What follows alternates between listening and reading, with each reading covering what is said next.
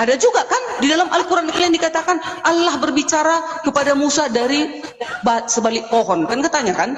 Nah berarti coba terangkan lagi di dalam Al-Quran kalian, sama seperti kami ini. Kami udah jelas menampakkan diri Allah itu melalui firman yang telah menjadi manusia di dalam perjanjian baru. Itulah kekristenan Yesus.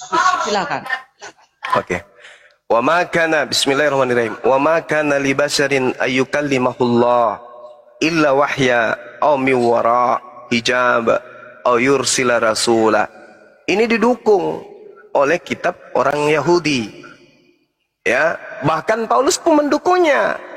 1 Timotius 6 nomor 16. Bahwa Tuhan itu tidak serupa dengan makhluk. Tak ada manusia yang pernah kemudian melihat Tuhan. Maka Tuhan datang menyatakan diri kepada para nabi melalui perantaraan wahyu. Kalau bukan wahyu, melalui perantaraan tabir seperti yang dialami Nabi Musa. Tuhan berbicara di balik tabir, ya, diseru dari balik pohon. Kemudian yang ketiga, Tuhan datang berbicara melalui malaikat. Itu karena Tuhan itu maha besar. Bagaimana mungkin Tuhan datang ke bumi bicara dengan manusia? Tidak mungkin. Maka Tuhan datang berkomunikasi, menyatakan diri kepada para nabi melalui perantaraan wahyu. Itu yang pertama. Yang kedua melalui perantaraan tabir. Dan yang ketiga ada melalui perantaraan malaikat. Yesus melalui wahyu dan melalui malaikat. Nabi Musa melalui wahyu dan melalui malaikat. Nabi Abraham melalui wahyu, melalui malaikat. Kejadian 31 nomor 11. Malaikat kemudian berkata kepada Abraham. Abraham menjawab, ya Tuhanku. Jadi yang datang kepada Abraham itu malaikat Tuhan. Yang datang kepada Nabi Musa itu malaikat Tuhan. Yang datang kepada Yesus itu malaikat Tuhan, bukan Tuhan. Yang memberikan kekuatan kepada Yesus itu bukan Tuhan. Tapi kata Yesus, siapapun yang diserahi tugas menyampaikan firman, maka dia adalah Tuhan. Dalam Yohanes 10:34, kau hanya manusia, tapi kau menyatakan dirimu sebagai Tuhan. Kata Yesus, bukankah dalam kitab Tauratmu dikatakan, siapapun yang diserahi tugas menyampaikan firman, maka dia adalah Tuhan. Tuhan dalam arti kata, wakil Tuhan, duta Tuhan, utusan Tuhan. Makanya mereka disebut rasul. Nah, bagaimana umat Islam kemudian tidak pernah melihat Tuhannya? Sementara Kristen membunuh Tuhannya. Pembedanya seperti apa? Orang Yahudi juga tidak pernah melihat Tuhannya, tapi mereka beriman. Orang Islam tidak pernah melihat Tuhannya, tapi mereka beriman. Orang Kristen melihat bahkan membunuh Tuhannya, maka mereka kemudian beriman.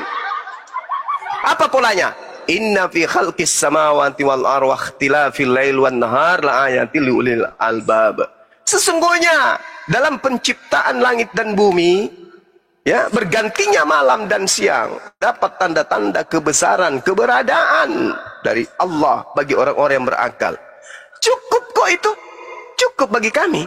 Dengan bercermin, melihat diri kita ini siapa? Tangan kita bukan punya kita, mulut kita bukan punya kita, tubuh kita bukan punya kita, bahkan kepala kita ini bukan tubuh kita, bukan punya kita. Bahkan ruh yang ada dalam diri kita bukan punya kita. Lalu punya siapa? Punya Allah, punya Tuhan yang maha menciptakan. Kita bukan siapa-siapa. Apa yang ada pada diri kita ini hanyalah titipan dari Sang Pencipta. Roh yang ada pada diri kita hanya kemudian sebagai bahan untuk menghidupkan jasad kita ini. Ketika roh Allah keluar dari tubuh kita, selesai kita. Innalillahi wa inna ilaihi raji'un. Tapi itu tidak sampai kepada orang penganut pagan. Orang yang memahami dirinya sebagai ciptaan Tuhan, itu akan sampai kepada eksistensi Tuhan ada pada dirinya. Alam semesta ini diciptakan. Siapa yang menciptakan? Ya Tuhan.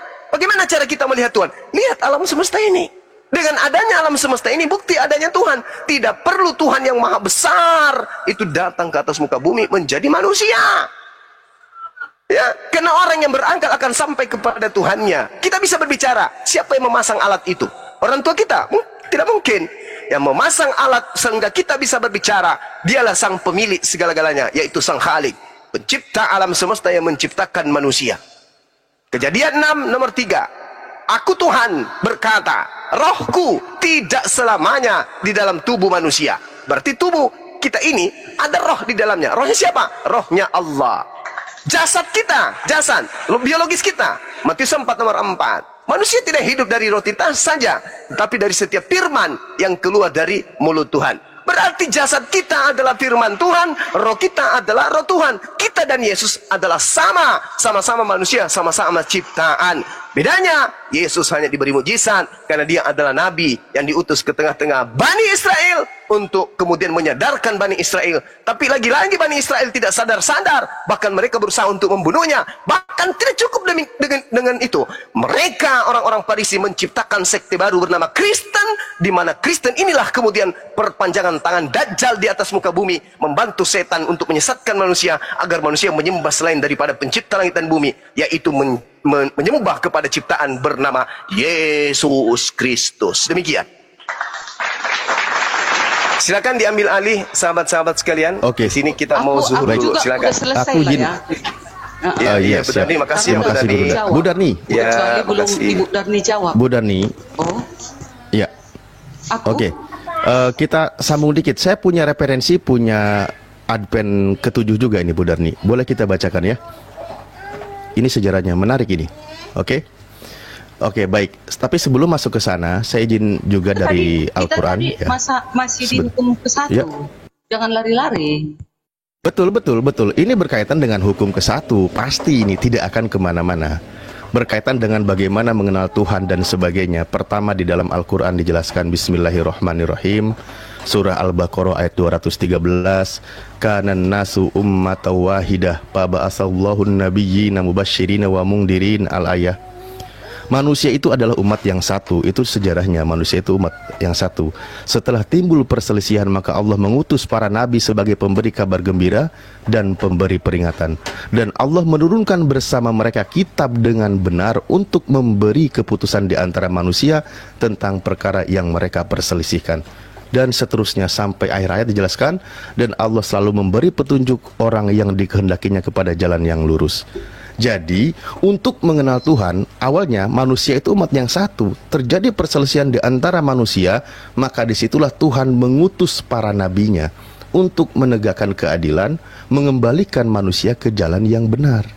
Nah, itu bagaimana caranya manusia mengenal Tuhan, diutusnya para nabi. Dan setiap para nabi, mereka mengajarkan tentang, pertama, tentang satu Tuhan. Kedua, Tuhan itu tidak mungkin menjadi manusia, atau Tuhan itu berubah menjadi manusia, atau Tuhan itu manusia. Tuhan itu juga tidak bisa dilihat di dalam ajaran para nabi, karena yang bisa dilihat pasti dia bukan Tuhan.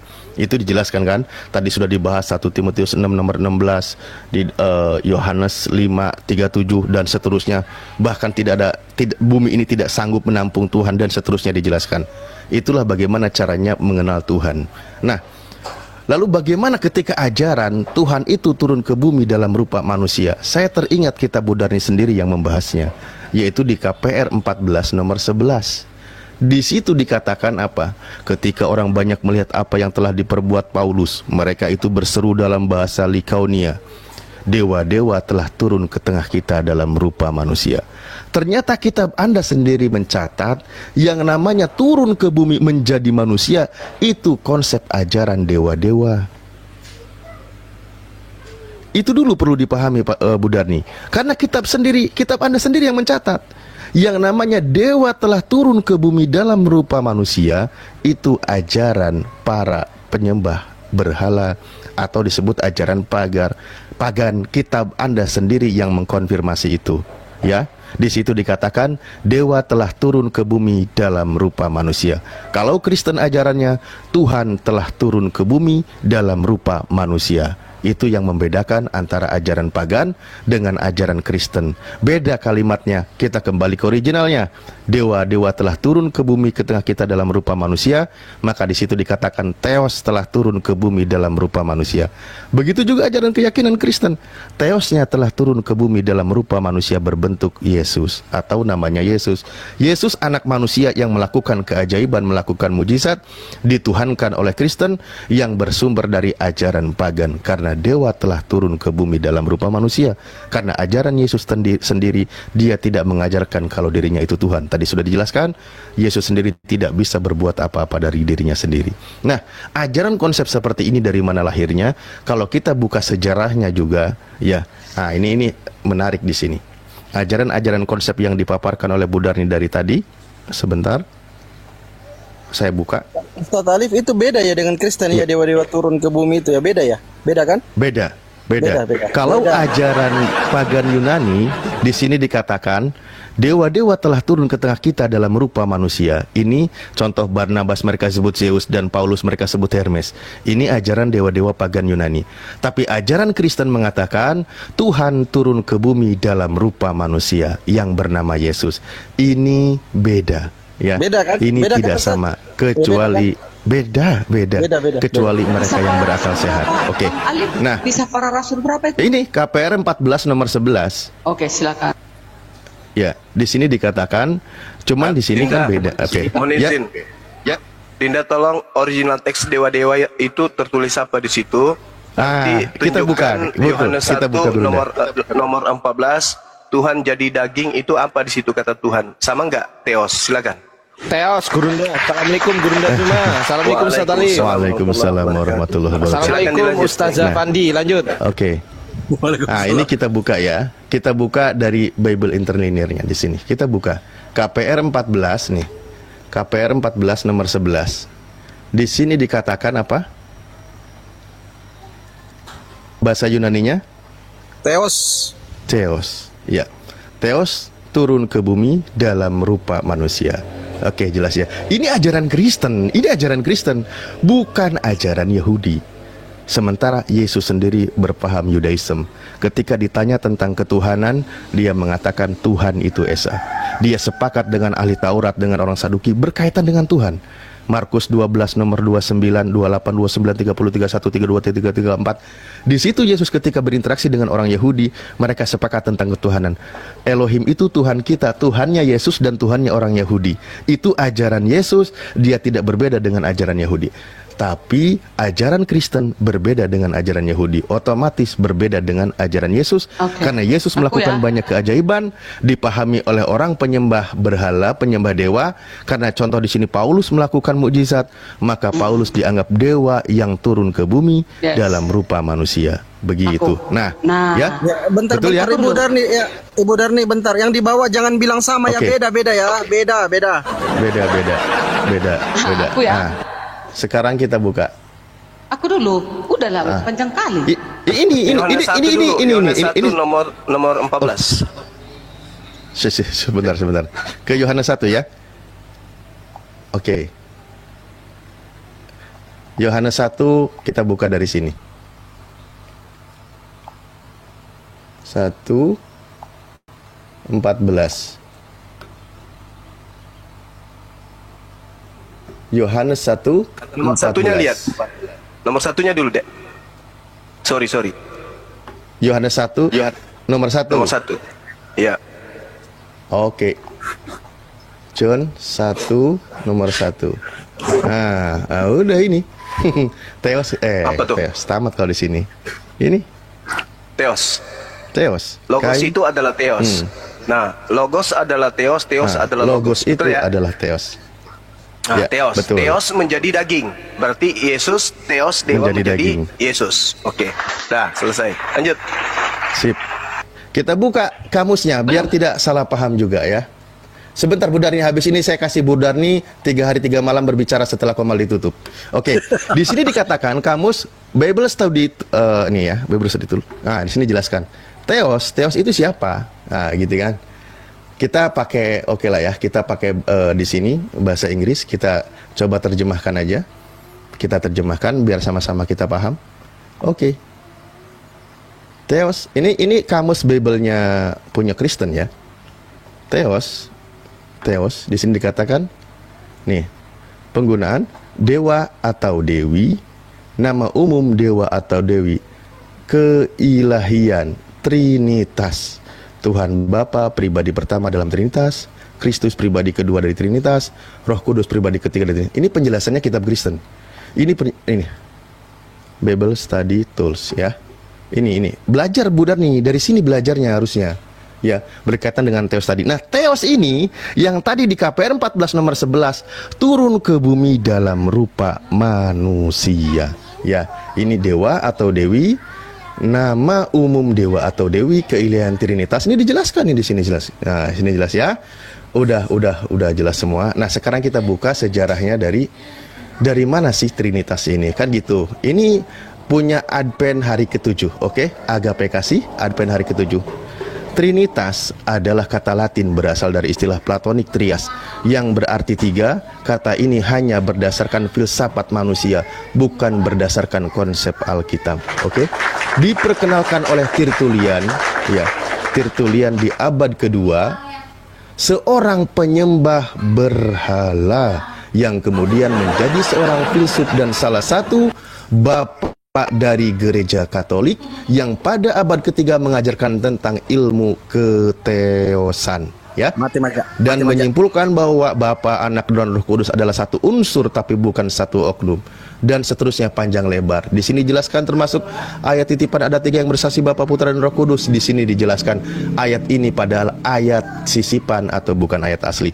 Ini sejarahnya Trinitasnya. Makanya tadi memang imannya Kristen ngiblatnya itu bukan kepada Yahudi atau Yudaism, karena berbeda konsepnya. Mereka tidak meyakini Tuhan itu menjadi manusia. Bilangan 23 nomor 19 sudah dikatakan Elohim itu bukan manusia dan bukan anak manusia sehingga berdosa dan seterusnya. Makanya kalau Kristen lebih klopnya ke sini. Ini panjang. Ini bukan punya kami, ini punya Bu Darni, ya.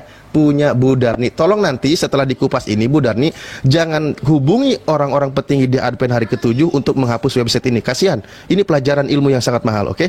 Jangan suruh dihapus lagi website ini karena ini sangat informasi sangat berguna untuk kita semua. Di sini dijelaskan. Penulisnya siapa? Oh, sebentar, nanti saya kasih ya. Bang Punya Advent hari ke-7. Makanya saya bilang jangan suruh tutup website ini atau catatan ini atau jangan nyuruh diedit, bahaya nanti. Ini informasi, ya. Banyak dari para uskup yang membentuk doktrin Trinitas condong pada ilmu Yunani dan Platonik yang mempengaruhi pandangan kerohanian mereka. Bahasa yang mereka gunakan untuk menerangkan doktrin Trinitas diambil langsung dari ajaran Platonik Yunani, yaitu kata trias yang berarti tiga yang diadopsi sebagai bahasa Latin, Trinitas yang diterjemahkan ke dalam bahasa Inggris Trinity. Dengan demikian Trinitas tidak berasal dari ayat Alkitab, melainkan dilahirkan oleh ilmu filsafat. Para pakar filsafat Yunani mendapat pengaruh besar dari Plato di abad keempat sebelum Masehi, yang diagungkan sebagai seorang filsuf terbesar di atas semua filsuf-filsuf Yunani. Plato telah dinamakan ditanamkan dengan ilmu Trinitas. Dia percaya bahwa semua agama kuno memiliki tiga teos. Dia kemudian memperkenalkan definisi yang tampak lebih mulus dan bijak.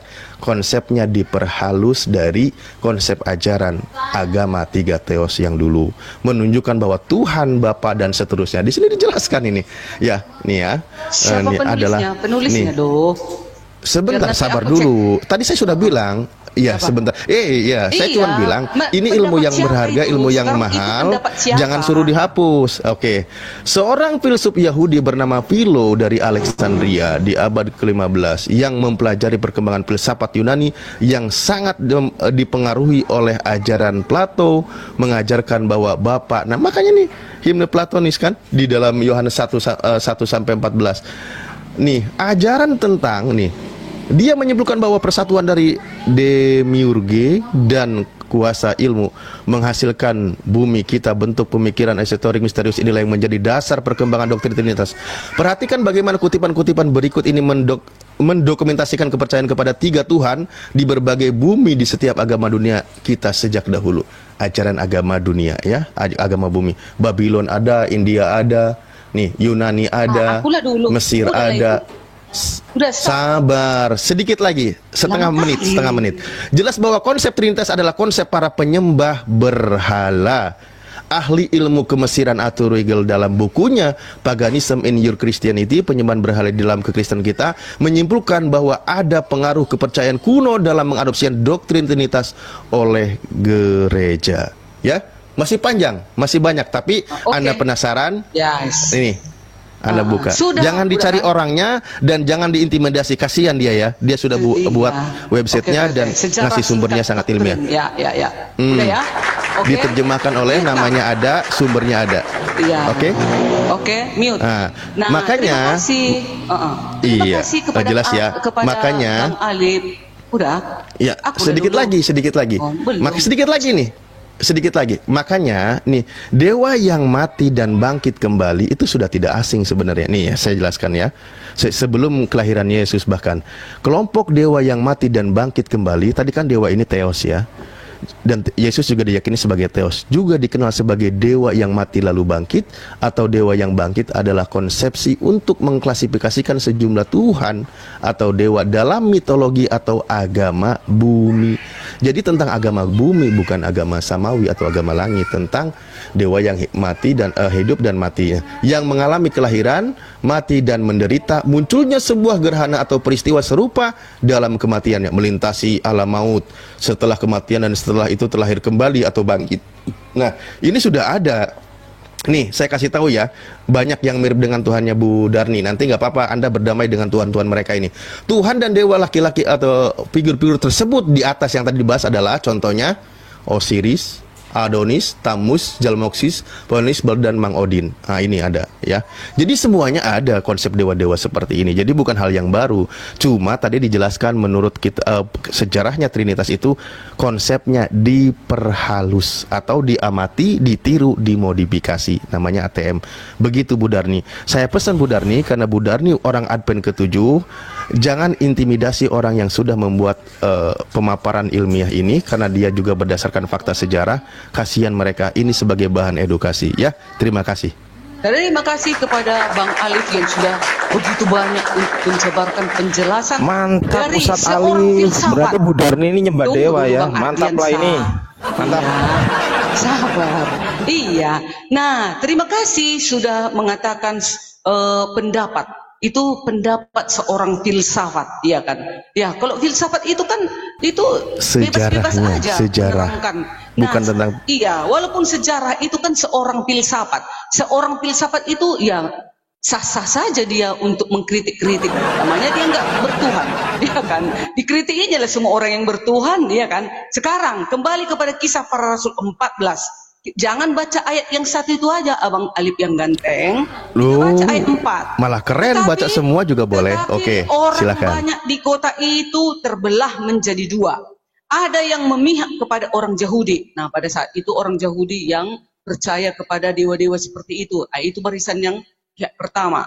Nah, ada pula yang memihak kepada kedua rasul itu. Nah, ayat 5. Maka mulailah orang-orang yang tidak mengenal Allah dan orang-orang Yahudi bersama-sama dengan pemimpin-pemimpin mereka menimbulkan suatu gerakan untuk menyiksa dan melempari kedua rasul itu dengan batu. Bayangkan itu, ngeri perjalanan Paulus. Jangan kalian bilang Paulus itu penyesat. Hidupnya ngeri, mau dilempari, mau ditangkap pun dia. Matinya Paulus saja pun dipenggal kepalanya. Kasihan rasulku itu, aku berbahagia aku menjadi rasul. Saya tahu Bu Darni cinta mati sama Paulus, tapi bukan konteks menjelaskan tentang siapa Paulusnya Bu Darni. Ini kan konteks Kisah Para Rasul. Setelah rasul Iya, betul. itu mengetahuinya, menyingkirlah nomor mereka 11 yang ke kita kota-kota bahas. di Likaonia, yaitu Listra dan Derbe dan daerah sekitarnya. Di situ mereka memberitakan Injil. Tetap Paulusku itu memberitakan Injil, walaupun ada yang mengatakan Rasul Paulus Ini kemana Bu Darni ini? dewa ini katanya. Itu pendapat mereka karena mereka menganggap Rasul itu Paulus itu dewa. Memang pada saat Bukan. itu orang-orang yang seperti Saya itu tidak yang tidak menyembuhkan. tidak Aku nggak mau ngomong mengganggu Bang Alif kecintaannya loh. Bu Darni terhadap Paulus itu silakan. Sebentar dulu. Tapi bahas Iya, bukan itu tentang tadi kecintaannya pendapat kepada itu Paulus, filsafat. konteksnya yang sedang Itu dibahas. pendapat aduh, aku tadi begitu banyaknya Bang Alif ngomong, aku diam dengan manis lah.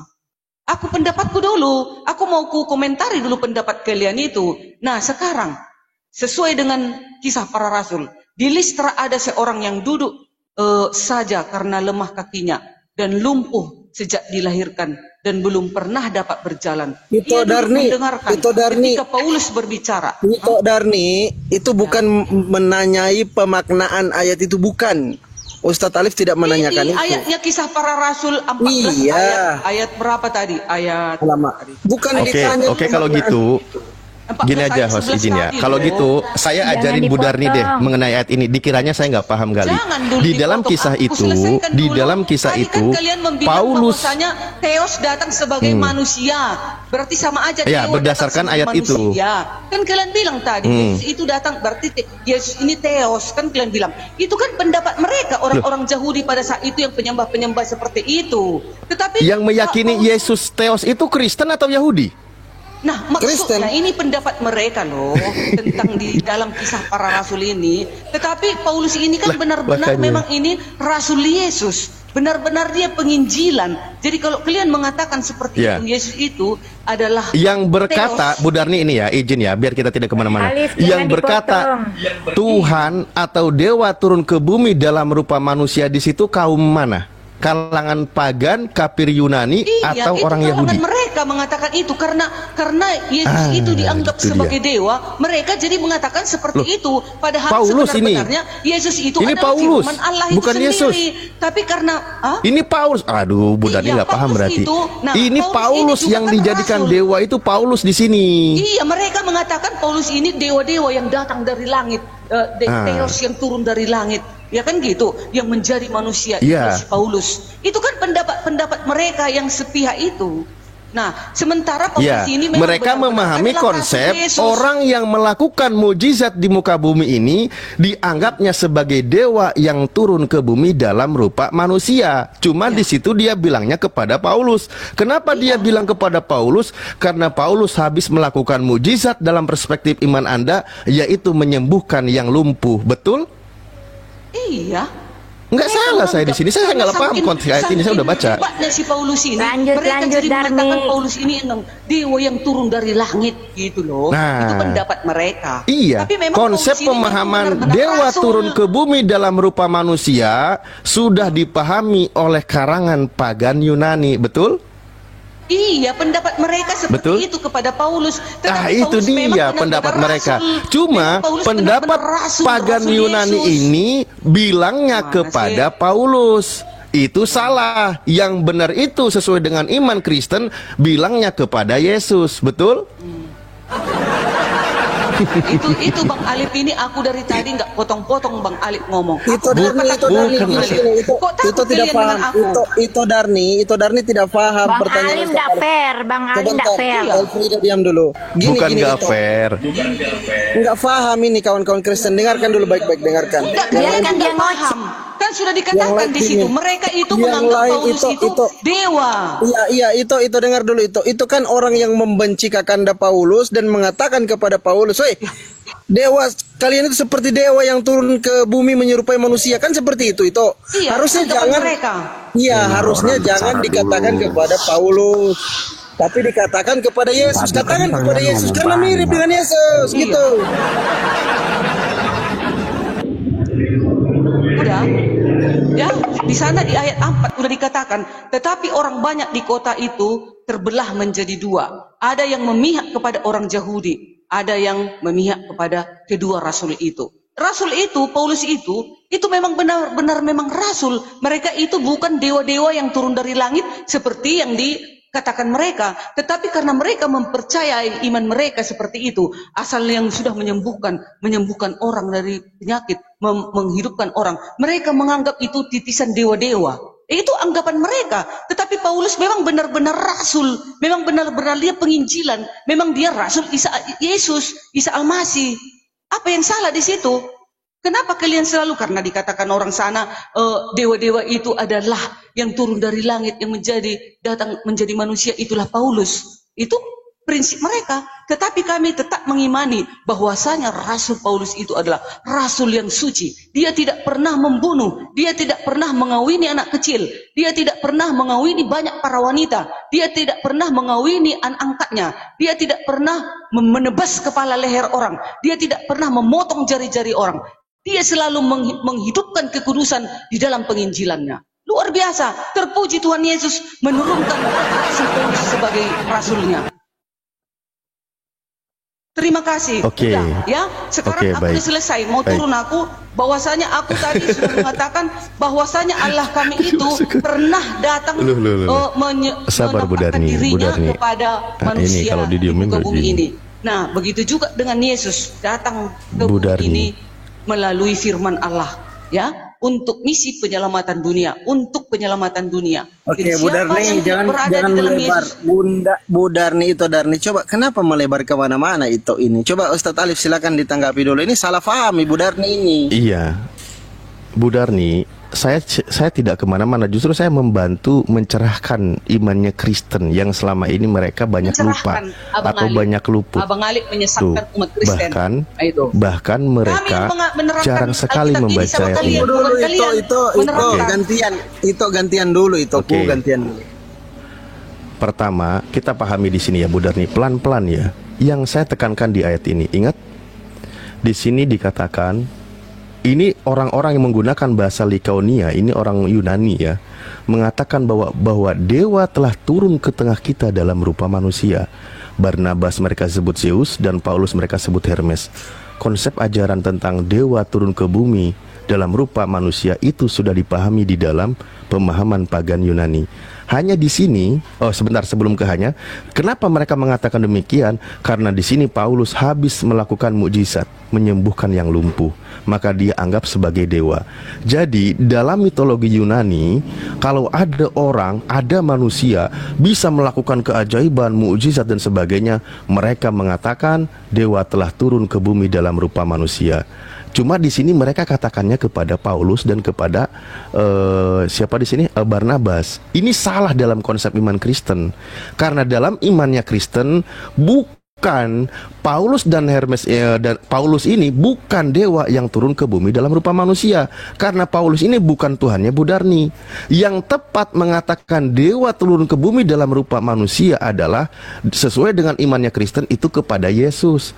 Karena Yesuslah yang dituhankan oleh Kristen, dia melakukan banyak mukjizat dan keajaiban dan dituhankan oleh Kristen sampai detik ini, dan Kristen selalu menjelaskan kalau Tuhan itu turun ke bumi dalam rupa manusia. Itu imannya Kristen.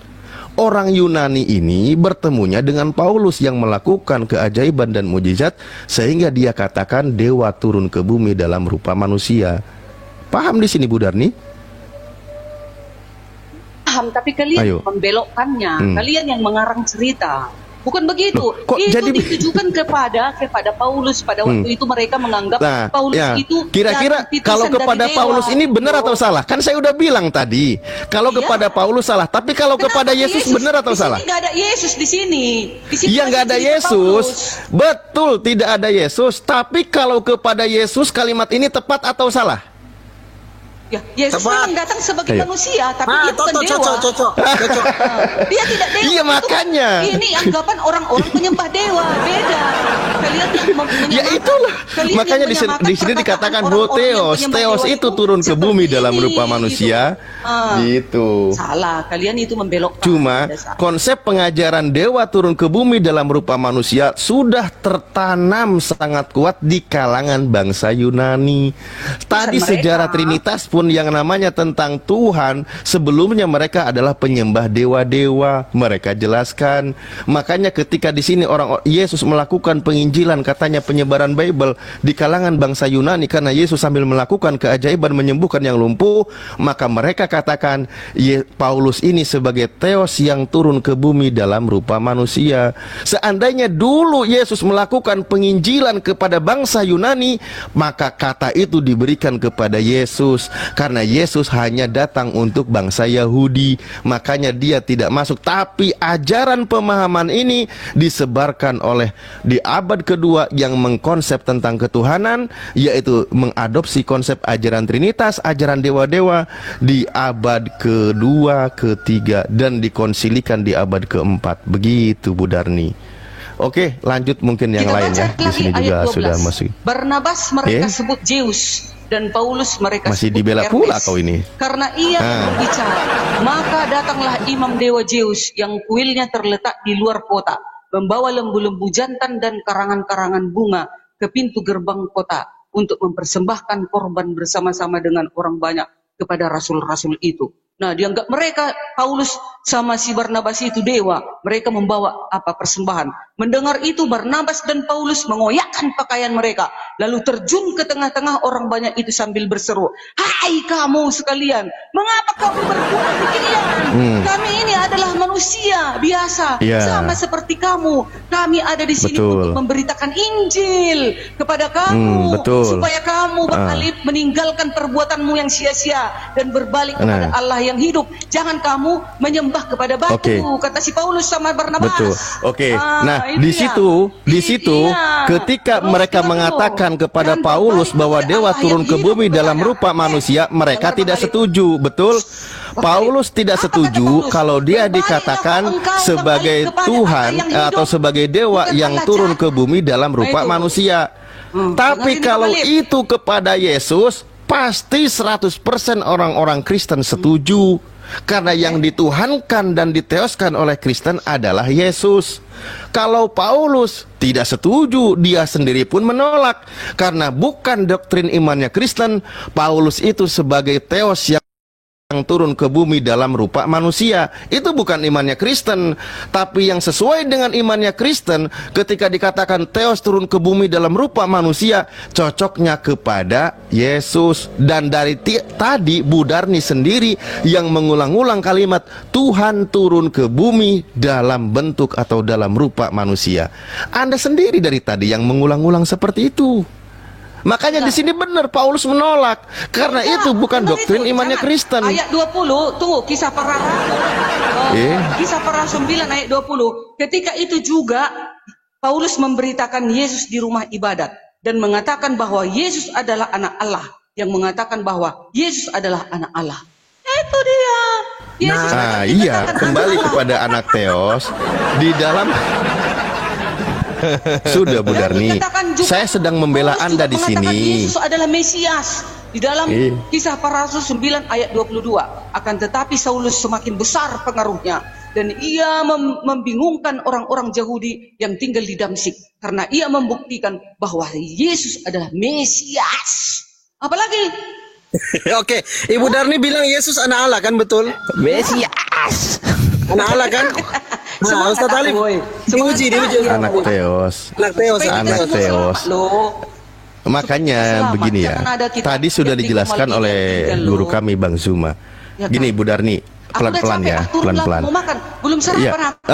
Kalau udah capek duduk manis sambil minum kopi ya. Minum kopi campur terserahlah, ada minyak rem bekas mungkin juga di situ boleh biar makin kental. Gini. Gini Bu Darni, kita pelan-pelan. Di dalam pemahaman orang Yahudi, Yudaism, ada istilah sebagai anak Tuhan atau Bnei Elohim. Ada itu. Di dalam istilah kekristenan, ada juga sebagai anak Theos atau anak Tuhan. Sama aja. Semua sama. Itu dikenal. Oke? Di dalam Yahudi, di Mazmur 82 nomor 6, dari sebelumnya bahkan itu dibahas tentang siapa itu Theos dan anak Tuhan dan anak Tuhan yang disandangkan kepada manusia. Bahkan Nabi Musa sendiri dikatakan di Keluaran 7 nomor 1, Nabi Musa dijadikan sebagai Elohim dan ada juga yang mendapat gelar sebagai anak Elohim.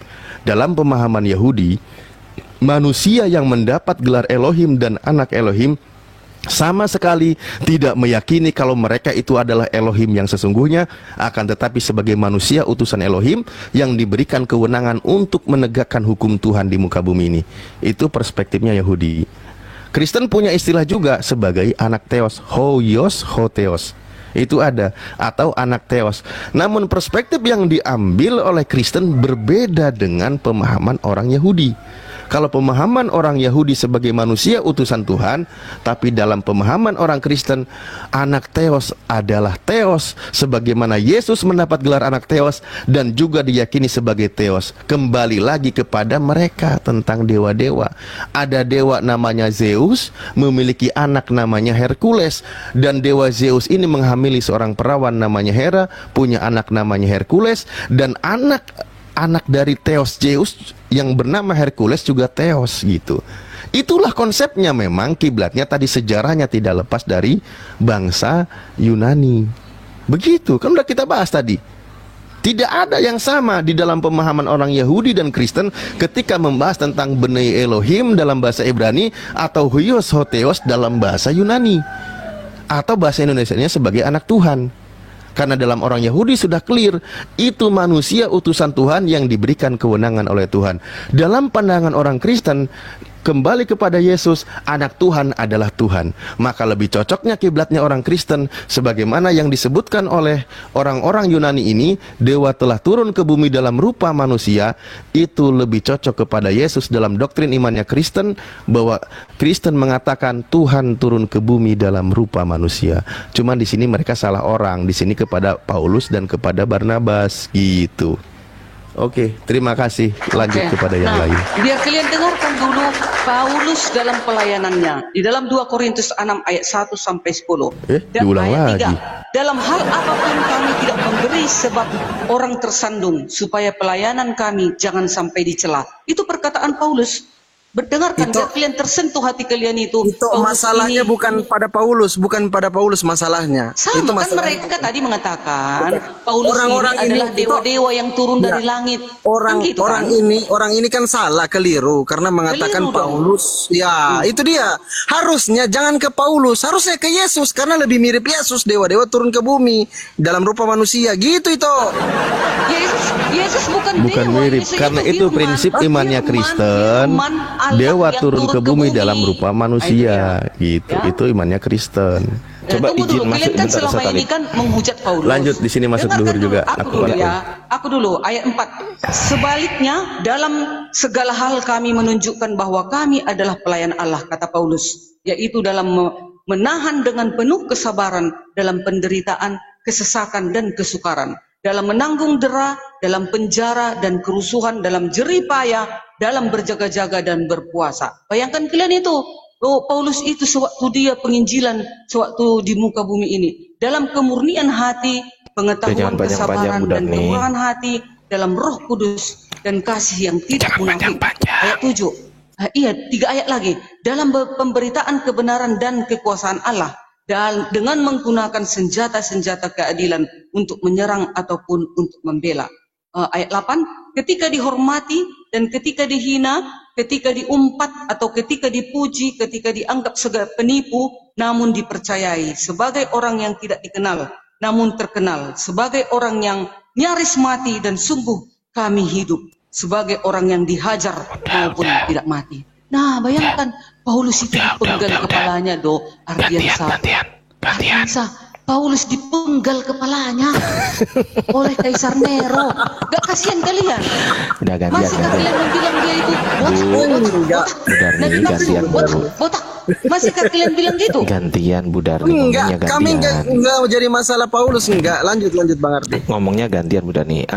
Konsep kekristenan adalah theos, menjadi manusia. Betul nggak Budarni? Betul nggak? Betul. Jawab dulu dong. Apa itu? Konsep kekristenan adalah theos, menjadi manusia. Betul atau salah? Bukan, firman Allah menjadi manusia. Oke. Gitu. Firman itu logos atau bukan logos tuh? Firman itu adalah Allah itu. Iya, firman. Hakikatnya Saya tanya, bahasa Yunaninya firman itu apa? Jangan bahasa Yunani. Gak usah bahasa Yunani. Logos lah, jujur lah. Ya kita translate aja supaya orang di bawah itu tercerahkan. Oh, Ditanya pun pasti seluruh manusia paham. di bawah ini gak akan tahu itu bahasa Yunani. Orang Ke di bawah Indonesia itu, aja. dengerin Budarni. Konsep kekristenan itu Nah, kalau adalah Bang Ardian saya ini Dengerin payah. dulu. Dia udah bahasanya bahasa alam seker apa? Bahasa asing dia. Bahasa tuh. Udah jangan Dengerin aku dulu, lawan Bu. Bang Ardian kau lawannya pakar-pakar bahasa Yunani aja lah. Aku malas Dengerin aku dulu, sama dengerin Bang dulu. Ardian bahasanya mengerikan. Bahasa-bahasa Iya, biar manusia-manusia iya. yang aneh. Aduh, aku Itu, ngomong dulu alien, lah. bahasa alien bahasamu. Jadi nggak Iya, ngerti sabar awak. dulu Budarni. Saya kasih tahu dulu, sabar loh, Budar. kompresor Masih siang hidup ini. pula Ini ini. belum malam ini, Bah. Macam mana pula lah. Sabar dulu. Firman itu adalah Allah dalam kitab Anda, tapi kita nggak mau tuh pakai Allah tuh. Kita maunya pakai theos tuh di situ karena tertulis logos itu menjadi theos. Logos itu adalah theos. en arche en hologos kai hologos en proston theon kai theos en hologos tuh. Kai theos en hologos tuh di situ tuh tertulis tuh. Jadi logos itu theos, theos itu logos kan gitu. Berarti kalau Anda Budarni mengatakan firman menjadi manusia, berarti secara langsung juga mengatakan theos menjadi manusia karena theos adalah logos gitu loh. Nah, konsep kekristenan itu theos menjadi manusia tuh.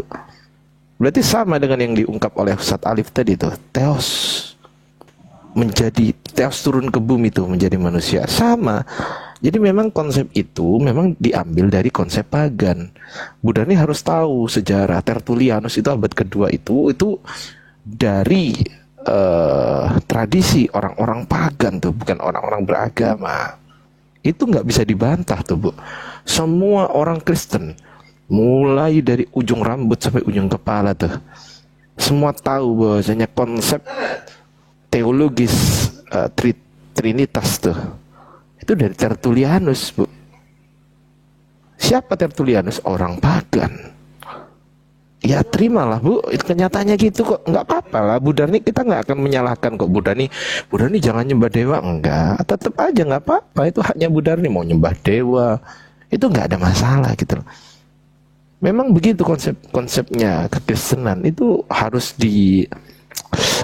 dibuka dengan lapang dada gitu loh, Bu. Memang nggak sama konsep kita, Bu. Kalau konsep Islam kita menyembah Tuhan. Kalau konsep Kristen menyembah Theos. Theos kan dewa. Nah itulah. Lanjut.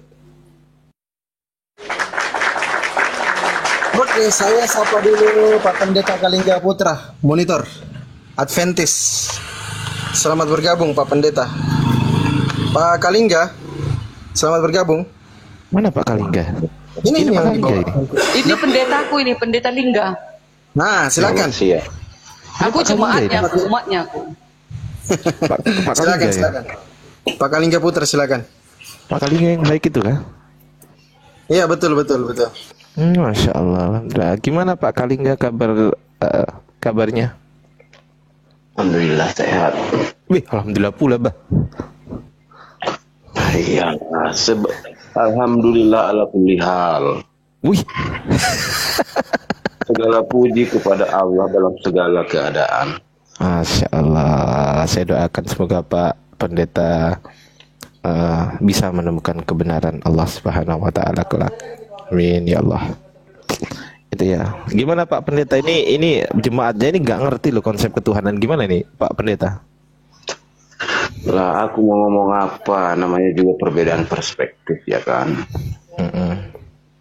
Jadi ya memang begitulah. Cuman kita kan kalau kita lagi bicara tentang, saya hanya menekankan selalu kalau bisa bicara tentang teks harus dijawab juga dengan teks. Bicara tentang konsep dibalas dengan konsep, begitu, jangan dia campur aduk gitu. Itu aja sih. Ya kalau konsep itu kan tertulis tuh Pak, betul nggak? ya, Konsep itu tertulis atau tidak? bukan konsep itu, bagaimana mau saya katakan, konsep itu digali dari yang tertulis. Iya, dari tertulis kan dasarnya kan? Iya, tapi Ya sudah. kalau konsep itu sudah, kalau di kekristenan ya kita katakan konsep itu berupa tafsir, itu hasil dari tafsir. Konsep ketuhanan Kristen dari Tuhan atau bukan dari Tuhan? Digali dari yang tertulis, makanya saya katanya itu konsep ketuhanan Kristen itu dari Tuhan atau bukan dari Tuhan tuh Pak? ya konsep dia ada. Kalau saya secara pribadi, semua yang disebut konsep bukan dari Tuhan, dari manusia. Oke, berarti konsep ketuhanan Kristen murni bukan dari Tuhan, sepakat? Ya, itu dari bapak-bapak gereja. Oh ya sudah, berarti ya clear di sini bahwasanya hanya Islam lah konsep ketuhanan yang memang berasal dari Tuhan tuh. Misal Allah mengatakan, Innani anallah la ilaha illa ana fa'budni wa aqimis shalah li dzikri itu. Sesungguhnya aku ini adalah Allah. maka sembahlah aku tuh. Itu konsep ketuhanan Bang kita. Ardiansa, sejak kapan Allah Sabar dulu. berhadapan dengan Muhammad? Sabar dulu, Mana Bu dalilnya? Darni. Sabar, Bu Darni. Waduh, kalau Bu Darni ngomong saya terjun nih dari sini. Terjun loh ya, saya terjun loh ya. Terjun nih saya nih. Sorry. Bang Ardiansa. Bang Ardiansa, apa yang abang baca itu adalah teks. Belum kita bicara konteks, belum kita bicara yang lain. Jadi jauh dari teks itu. Iya. Konsep adalah turunan yang terlalu jauh sudah jauh dia dari teks. Iya, oke. Jadi gini. Yang abang baca itu bukan konsep, itu adalah teks. Siap, Pak. Siap. Oke, saya lanjut ya, Pak ya. Saya lanjut ya, Pak. Silakan. Oke. Konsep itu mempunyai dasar tuh, Pak. Betul nggak? Ya teks lah dasar dari konsep. Iya. Loh, tes dasar dari konsep. Nggak kebalik, Pak. Iya, teks. Semua konsep harus didasari teks. Ah, itu benar kali itu. Bukan teks, bukan konsep berasal bukan teks berasal dari konsep, kebalik. Yang betul itu konsep berasal dari teks. Itu yang benar. Ya, begitu itu. Iya, oke. Dasarnya harus teks. Iya, oke. Pengertian tuh yang diabstrakkan tuh dari peristiwa-peristiwa yang konkret yang terjadi di dalam sebuah tekstual tuh. Sepakat ya, Pak? Saya ulangi lagi, pengertian tuh yang diabstrakkan tuh dari peristiwa-peristiwa konkret yang diambil dari tekstual tuh. Sepakat? Apa ya? Saya kurang bisa menelaah kalimatnya. Oke. Gini deh. Bapak ada laptop di situ atau HP? Saya hanya pegang yang saya pakai ini. Oke, aku banyak dibilang Rocky Gerung. Iya, gara-gara kebanyakan nonton Rocky Gerung kampret. Jadi bahasa saya kayak gini nih. Mohon maaf ya. Jadi gini. Di dalam Kamus Besar Bahasa Indonesia tuh, konsep memiliki 3 definisi tuh. Tetapi dalam ranah ini, konsep bukanlah sebuah rancangan manusia tuh. Andai pun disebut rancangan, maka konsep adalah rancangan dari Tuhan tuh yang betul. Itu dalilnya yang digunakan tuh, Pak. Bang Ardi, geli aku Bang, geli. Gantilah dialeknya, geli. Aduh, gimana ya? Aku di kampus ini harus gitu dong. Kan di kampus aku. Nanti kalau di kamar cekakaan lah aku. Lanjut. Enggak lah, lanjut aja. Di sini ada mahasiswa. Cangkrik.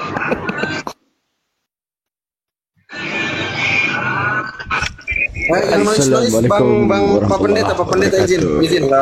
Selama yang saya tahu ya, Ya, siap. Bro Daman, Bang Pak Pendeta izin dulu. Kalau bisa menjauh dulu dari suara keributan ya Pak Pendeta ya. Biar tidak noise. Biar enak diskusinya. Cuma suara AC kok di sini. Iya. Kalau habis ngomong nanti di mute, habis itu gantian lagi begitu. Kalau yang lain lagi ngomong, yang lain di mute. Boleh. Coba kita kasih kesempatan dulu Bang Daman, Bang Pak Pendeta boleh. Sebelum ke Bang Daman, masa aku dibilang telek sih? Tahu nggak telek itu artinya apa? Itu kalimatnya terlalu telek gitu katanya. Bah, saya bilang telek kan. Ya udah lanjut Bang Daman. Lanjut. Nah, jadi ada beberapa pemaparan Bu Darni yang saya suka ya. Yang saya suka tuh gini, ketika Bu Darni mempermasalahkan terhadap Tuhan pernah menampakkan diri. Sekarang kita meninjau narasi Tuhan menampakkan diri. Pertama disebutkan dalam Kejadian 17 ayat 1, Tuhan menampakkan diri kepada Abraham dan berkata, Akulah Allah ataupun ilah yang maha kuasa. Setelah itu dalam Keluaran 3 ayat 2, malaikat Tuhan menampakkan diri kepada Musa. Keluaran 34 ayat 6, Tuhan menggambarkan dirinya sebagai Allah yang maha penyayang lagi dan pengasih. Disebutkan juga di dalam 1 Samuel 3 dari ayat 1 sampai 21, yaitu tentang adanya Samuel dan Eli yang bertemu Tuhan. Masalahnya, penyebutan itu ada di Perjanjian Lama. Penyebutan di Perjanjian Lama, maka literasi ataupun puncak landasan literasi yang harus kita ambil yaitu Yahudi. Sedangkan Yahudi tidak pernah mengakui bahwa yang menampakkan diri kepada Abraham itu adalah Yesus. Bahkan tidak ada satupun Yahudi yang mengatakan bahwa Tuhan mereka adalah Yesus Kristus. Pertanyaan saya kepada Bu Darni atau Pak Advent, ketika Yahudi tidak mengakui Yesus Kristus yang bertemu dengan Abraham, ketika Yahudi tidak mengakui Yesus Kristus yang bertemu dengan Samuel, namun kenapa hanya Yesus Kristus yang dituhankan?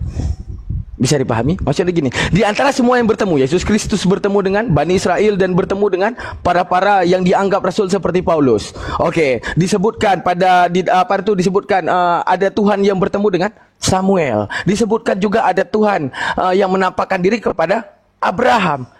Kenapa ketiganya tidak sekalian untuk dituhankan? Oke, Kristen akan mengatakan, apa Kristen katakan? Ya, yang bertemu Abraham Yesus Kristus. Ya, yang bertemu dengan Samuel ya Yesus Kristus. Masalahnya Yahudi, literasi yang Anda comot, literasi yang Anda pegang, tidak pernah mengakui Yesus Kristus sebagai Tuhannya. Pertanyaan saya, di antara semua narasi Tuhan memperkenalkan diri, kenapa hanya Yesus Kristus yang bisa dituhankan? Bukankah kalau landasan dalam menuhankan hanya karena ada perkenalan diri bahwa dia adalah Tuhan dan mewujudkan dirinya dalam bentuk sesuatu, bukankah semua bisa dituhankan? Bukankah siapa yang bertemu dengan Abraham itu juga Tuhan? Bukankah yang bertemu dengan Samuel itu juga Tuhan? Bukankah Yesus Kristus yang bertemu dengan Bani Israel juga Tuhan? Namun kenapa hanya satu sosok saja yang tuhankan, yaitu Yesus Kristus? Dengan beraninya Kristen mengangkat bahwa yang bertemu dengan Samuel adalah Yesus Kristus, bahwa yang bertemu dengan Abraham adalah Yesus Kristus. Masalahnya Yahudi tidak mengakui itu. Pertanyaan saya sekali lagi, kenapa hanya Yesus Kristus dalam wujud perkenalan dirinya, hanya dia yang Anda sembahkan? Bagaimana dengan yang mengambil cangkang makhluk kemudian memperkenalkan diri kepada Abraham? Bagaimana yang kemudian mengambil cangkang makhluknya memperkenalkan diri kepada Samuel? Kenapa hanya Yesus Kristus yang dituhankan? Silakan.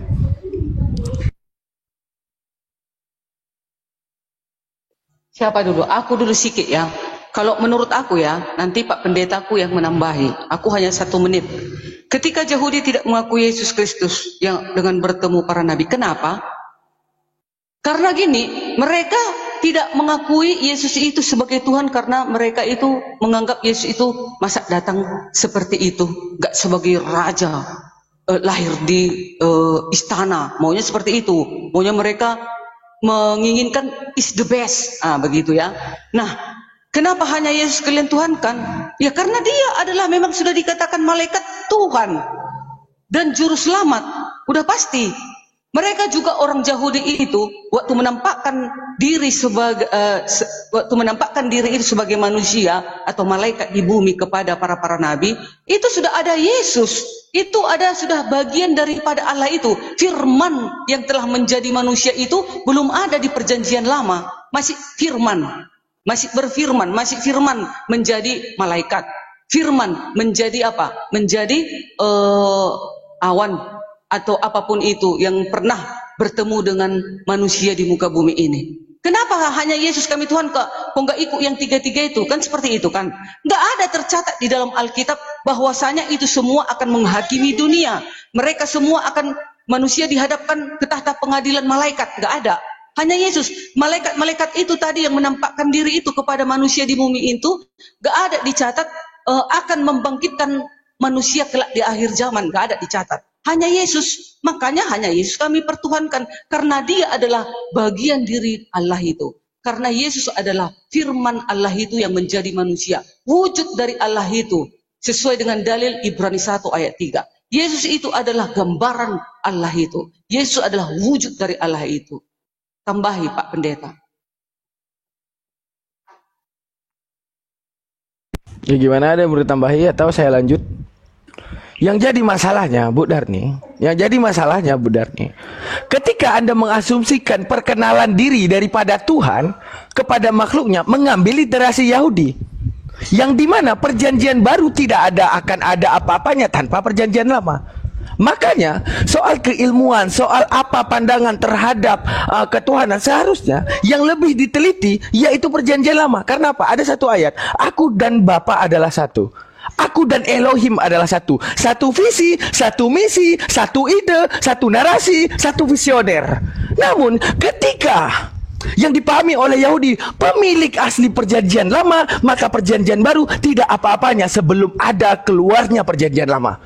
Ketika dari orang pemilik asli perjanjian lama kekehnya mengatakan bahwa tidak ada Tuhan bertemu dengan manusia itu dalam wujud cangkang manusiawi itu dinamakan Yesus Kristus. Akan tetapi kemudian ada penyimpangan, keluarlah perjanjian baru, kemudian menyomot perjanjian lama, menempelkan perjanjian lama, di mana perjanjian lama tidak pernah mengkonfirmasi bahwa setiap yang bertemu dengan Abraham, yang bertemu dengan Samuel, yang bertemu dengan para nabi yang lainnya, bahwa itu adalah Yesus Kristus. Namun dengan beraninya perjanjian baru menyematkan bahwa Yesus Kristus yang berani menemui para nabi tersebut.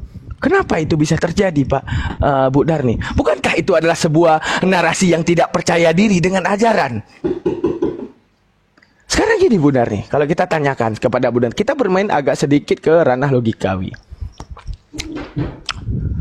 Oke, perhatikan Bu Darni. Ada satu di dalam Al-Quran menyebutkan seperti ini.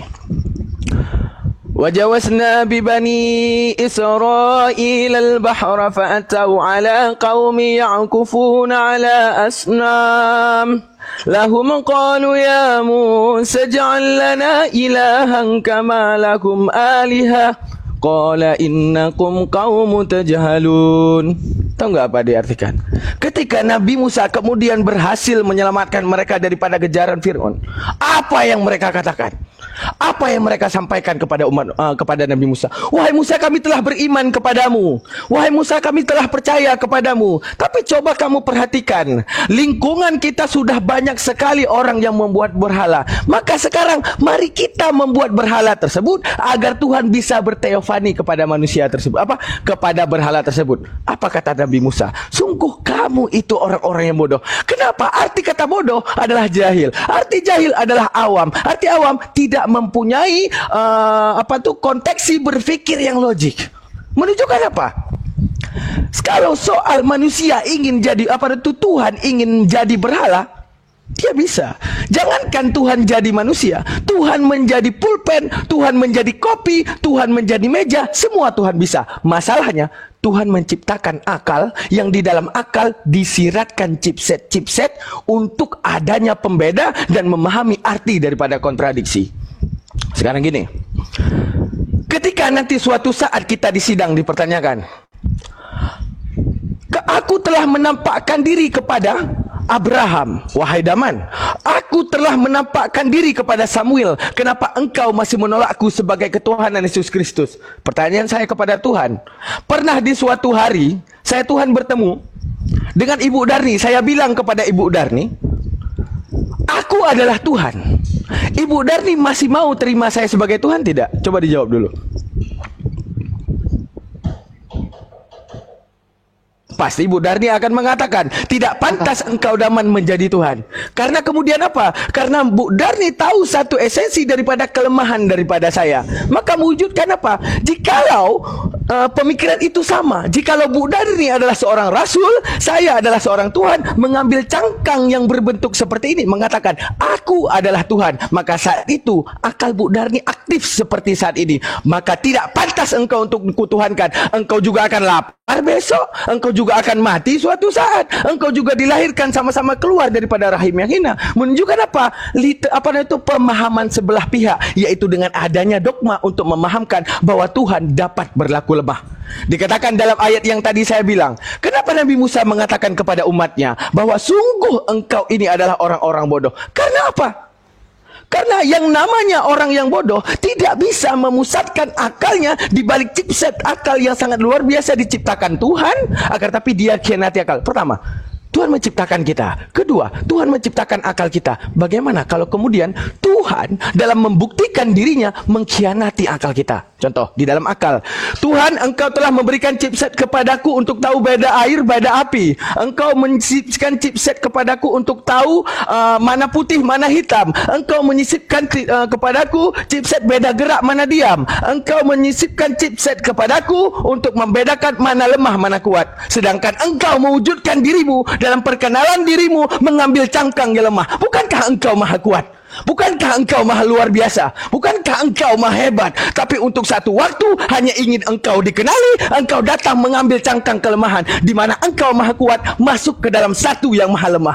Kemudian engkau memperkenalkan diri, memberanikan diri kami untuk menyembah engkau dan mengakui engkau lemah. Tidak Tuhan, dalam wujud cangkang kelemahan maka engkau lemah, maka perwujudan engkau yang lemah senyatanya pasti kami tolak akan hal itu. Tidak akan pernah kami akan pegang hal itu Tuhan. Menunjukkan apa?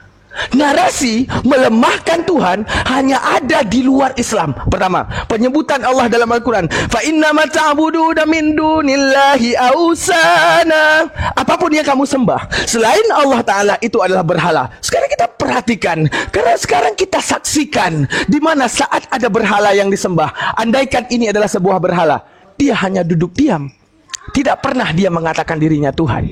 Namun ada satu oknum yang kemudian ingin, oh ini Tuhan kita, sembahlah dia. Menunjukkan apa? Dia bukan Tuhan, tapi sedang dituhankan. Lukas 4 ayat 8 disebutkan, ini Tuhanku dan ini Tuhanmu, sembahlah dia. Wahai manusia, aku dan kamu sama. Kita bertuhan. Kita sama-sama memiliki satu zat yang maha kuasa. Kuberitakan kepadamu. Dalam Al-Quran menyebutkan, Zalikal Isa kaulun haq falladhi yamtarun.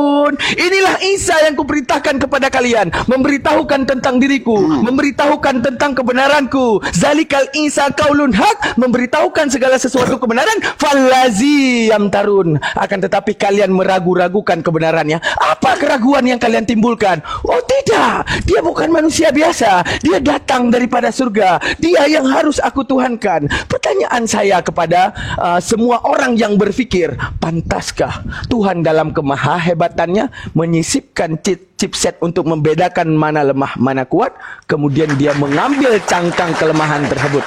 Itu sekian dari saya, dilanjutkan oleh yang lain. Shalom, selamat siang, shalom. Selamat siang semuanya. Ya, selamat siang. Salam tutup. Salam tutup. Shalom Bu Darni. Ya, salam tutup, salam. Nah, inilah teman-teman ya. Ini diskusi yang baik atau diskusi yang buruk kira-kira ini? Coba jawab dulu. Fandi, dijawab dulu Fandi. Mau diskusi yang baik atau diskusi yang buruk? Nah, nggak mau jawab dia kan? Makanya jangan keluar-keluar. Belum selesai. Kalau Ini kita saya mau diskusi yang baik, mau beredukasi ya. Saya mau kasih tanggapan dulu kan. Siap, dijeda-jeda. Siap, silakan. Kan tadi Daman sebut nama saya sama Bu Darni. Bu Darni sudah bicara. Saya boleh dong ngambil waktu setengah menit aja. Baik, begini saudaraku Daman Alman TV. Jadi di dalam teologi kekristenan bermacam-macam memang. Akan tetapi gereja masih Advent hari ke-7, teologi ketuhanan atau keilahiannya itu adalah the man Jesus Christ is not the Lord God Almighty. Udah. Paham gak itu? The man Jesus Christ is not the Lord God Almighty. Pria bernama Yesus Kristus bukanlah Allah yang Maha Kuasa. Paham?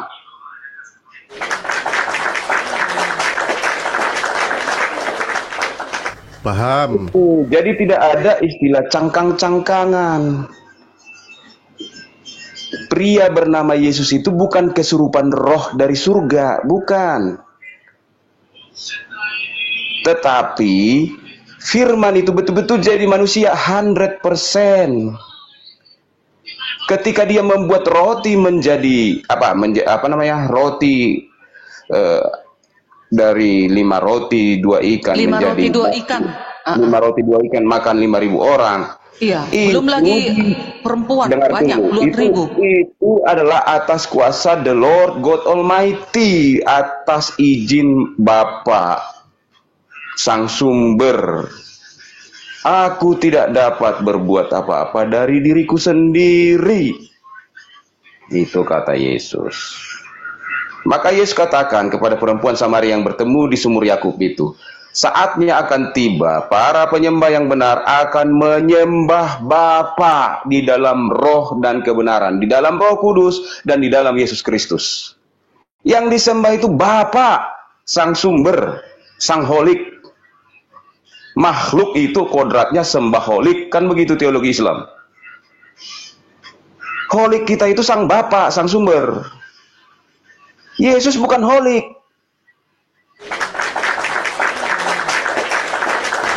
Setuju, Yesus bukan holik, setuju. Menjadi manusia 100% itu tidak pernah meminta untuk disembah selama dia di bumi.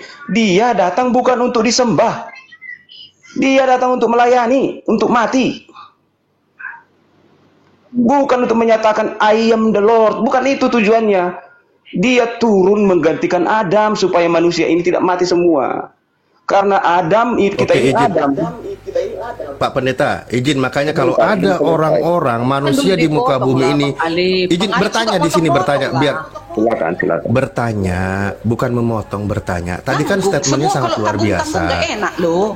Bukan, dengerin, Di ini tempat biar tidak tidur salah pun paham kalau orang-orang. tampung nggak enak. Bu Apalagi Darni ngomong. malah motong saya. Nanti Bu Darni dipotong orang lain lagi. Kita jadi terpenggal-penggal jadinya. Kalau ada orang di muka bumi ini yang mengatakan kalau Yesus itu Tuhan, Yesus Sang Pencipta, Yesus itu Maha Kuasa, maka itu orang sesat dalam beriman. Betul Pak Pendeta? Saya memperkuat argumen Pak Pendeta tadi. Bu Darni kenapa ini? Sangat tegas. Pria bernama Yesus Kristus bukanlah Tuhan Allah Maha Kuasa. Udah? Iya betul. Kalau ada yang mengatakan kalau Yesus itu adalah Tuhan yang Maha Kuasa, maka orang itu tersesat sangat jauh dalam beriman. Betul Pak Pendeta? Tapi ingat, saya sebut pria. Kok jadi tapi ini? Ya itu. Jadi belajarnya itu adalah sebelum dia jadi manusia, lalu setelah dia naik ke surga itu berbeda. Yang disembah oleh Kristen itu adalah dia yang sudah di surga sana, bukan dia yang di bumi waktu itu. Bukan itu.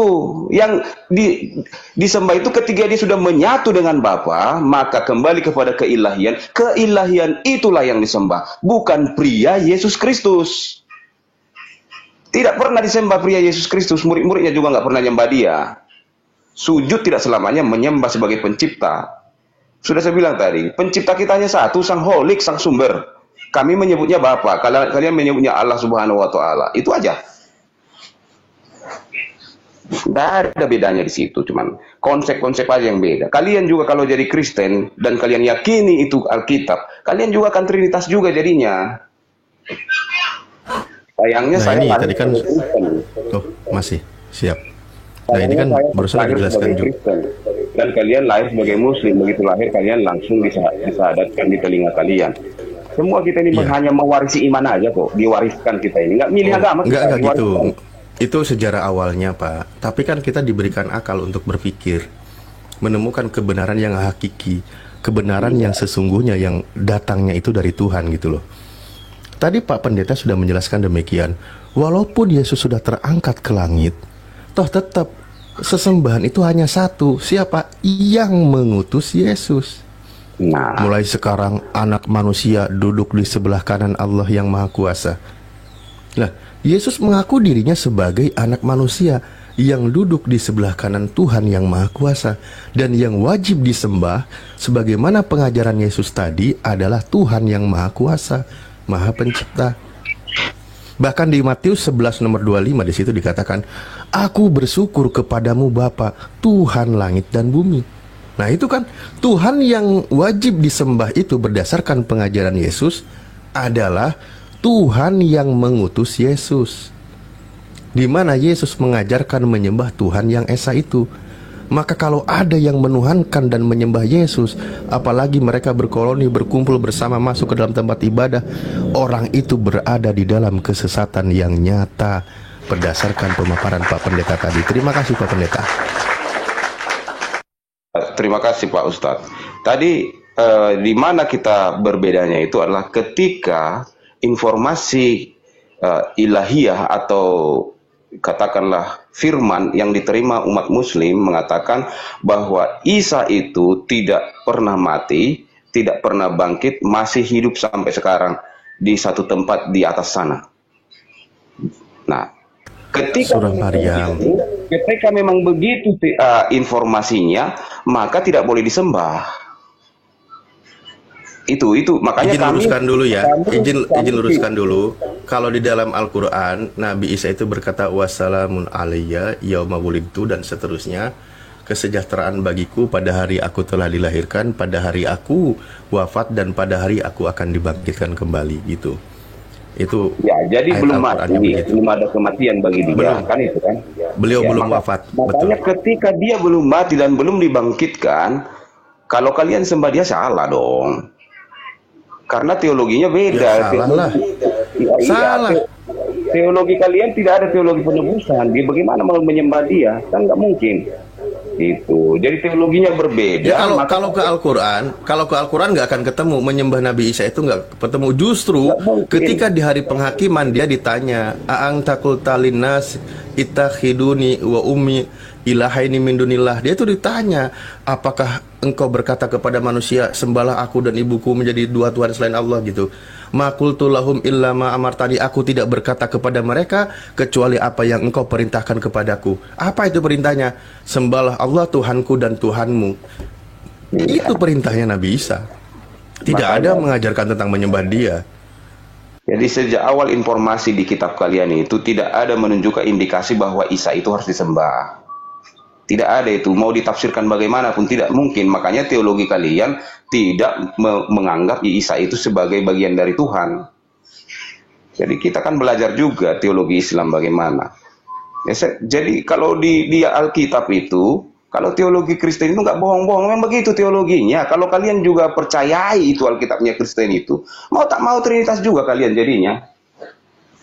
Mau bagaimana bikin konsep dalam orang informasinya di kitab itu begitu. Nah, permasalahannya Pak Pendeta, konsep mengajarkan menuhankan Yesus itu dari siapa? Itu aja dulu Pak, biar kita tidak kemana-mana. Yesus sendiri tidak pernah mengajarkan itu. Dia tidak pernah mengajarkan, justru dia menunjukkan kemanusiaannya dan sebagaimana manusia yang tidak bisa berbuat apa-apa. Pertanyaannya, konsep mengajarkan dan menuhankan juga menyembah Yesus itu dari mana? Siapa yang mengajarkan itu? Sekarang Bapak, ini kuncinya. Coba kalau Pak Ustaz secara pribadi saya tanya, ketika ada informasi begini di dalam Injil, pada mulanya adalah firman, itu salah satu, Yohanes 1 ayat 1. Lalu ayat lain mengatakan, aku dan Bapa adalah satu. Sebelum Abraham jadi, aku sudah ada. Kalau semua ada informasi seperti itu di dalam kitab yang berautoritatif, bagaimana Bapak mau mengatakan Yesus itu bukan Tuhan? Kan sulit bagi kami untuk mengatakannya tidak Tuhan. Sementara ada berarti berdasarkan penafsiran di luar pengajaran Yesus. Kalau kan saya dari yang Bapak Pendeta paparkan, Bapak adalah satu. Aku datang dan keluar dari Bapak. Yang keluar dari Bapak gitu. Anak tunggal Bapak yang di pangkuan Bapak. Itu kata-kata Yesus. Jadi bagaimana kita mau menyangkali kata-kata dia ini? Serba salah kami nih kalau kami katakan dia nabi, takut dosa.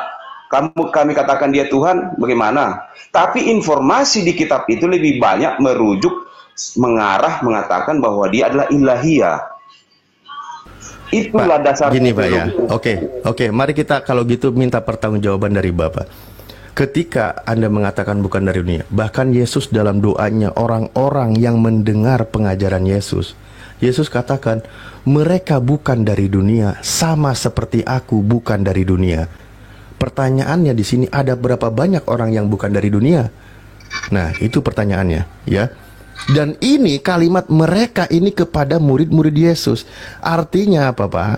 Artinya di sini mereka murid Yesus yang menerima pengajaran-pengajaran dari Yesus. Maka Yesus simpulkan mereka itu bukan dari dunia, sebagaimana Yesus bukan dari dunia, berdasarkan keyakinan dan pengajaran yang diterima oleh Yesus, gitu loh. Bahkan di ayat berikutnya, Pak, di ayat berikutnya apa dia katakan? Supaya mereka semua menjadi satu, sama seperti Engkau, ya Bapa, di dalam aku dan aku di dalam Engkau, agar mereka juga di dalam kita. Yang satu dengan Yesus, antara Bapa dengan Yesus, itu bukan hanya Yesus. Bahkan Yesus katakan ketika Yesus menerima firman dari Tuhan, menerima pengajaran dari Tuhan, Yesus yang menerima, dia menjalankan pengajaran itu. Lalu ajaran itu diajarkan kepada murid-muridnya, dan muridnya telah menerima pengajaran Yesus, maka mereka sama, bukan dari dunia, mereka juga satu seperti Yesus, menjadi satu dengan Yesus, menjadi satu dengan Bapa. Mereka satu visi, satu misi, satu ajaran, satu tujuan untuk menuju kehidupan yang kekal. Dan apa kata Yesus menuju kehidupan yang kekal itu? Percaya kalau Bapa itu adalah satu-satunya Tuhan dan Yesus sebagai utusannya. Itu prinsipnya, Pak. Kalau kita tidak berusaha memahami kalimat-kalimat yang diajarkan oleh Yesus, ya memang akan tersesat. Mohon maaf, begitu juga dalam Islam. Ketika tidak memahami kaidah bahasa yang diajarkan di dalam Islam, orang akan tersesat. Bahkan di dalam hadis kursi dijelaskan, ketika orang itu menjalankan perintah Tuhan, menjalankan perintah Allah, menjalankan sunnah-sunnahnya, menjauhi larangannya, apa kata Allah di dalam hadis kursi? Penglihatannya adalah penglihatanku, langkahnya adalah langkahku, dan gerak tangannya adalah gerakku. Semuanya itu menyatu dengan Tuhan. Tapi maksudnya bukan itu. Orang itu sejalan dengan kehendak dan perintah Tuhan, menjadi satu. Begitu juga Yesus. Segala firman yang disampaikan oleh Bapa telah diterima oleh Yesus, dan Yesus ajarkan kepada murid-muridnya, dan murid Yesus telah menerima pengajaran itu. Nah, itu konteksnya. Maka mereka dikatakan bukan berasal dari dunia, dan mereka menjadi satu dengan Yesus, menjadi satu juga dengan Bapa. Kalau berdasarkan pengajaran Yesus. Tapi kalau pengajarannya di luar dari Yesus, konsep yang diajarkan, yang dijelaskan oleh bapak-bapak gereja, maka memang lebih tepat kepada pengajaran dewa-dewa telah turun ke bumi dalam rupa manusia. Gitu, Pak Pendeta. Terima kasih. Sah saja penafsiran Bapak. Bapak kan orang berpendidikan, orang yang sudah biasa berpikir sistematis. Jadi saya hormati pemikiran yang seperti itu. Enggak, saya kekayaan penafsiran, kekayaan pemahaman dan segala konsep di kekristenan itu diakomodir. Jadi tidak ada yang mengatakan Bapak salah dengan penafsirannya. Saya tidak katakan itu. Makanya saya tidak pernah mau jadi apologet. Karena apologet itu mempertahankan konsep, mempertahankan dogma, mempertahankan tafsiran dan doktrin. Saya bukan di situ. Kalau mau bicara, ya mari kita bandingkan pemikiran saya dengan pemikiran Bapak. Dan saya hormati pemikiran Bapak itu. Jadi kalau menurut pemikiran Bapak dengan uraian-uraian Bapak tadi, kesimpulannya adalah Yesus bukan Tuhan, dia adalah utusan. Kita harus menyembah Bapa, satu-satunya Allah yang benar, Yesus utusannya. No problem. Nggak masalah bagi saya itu. Karena Yesus tidak pernah mengatakan begini. Karena itu ajaran Yesus ya, Pak, ya. Lanjut. Ajaran Yesus tidak pernah mengatakan siapa yang tidak sebut aku Tuhan masuk neraka. Nggak ada itu.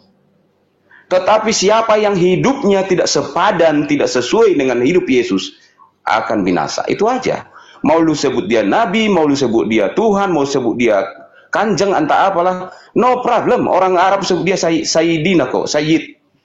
Habib. Itu mereka sebut orang Kristen Arab. Nggak disebut kok Rab. Nggak disebut Rab dia.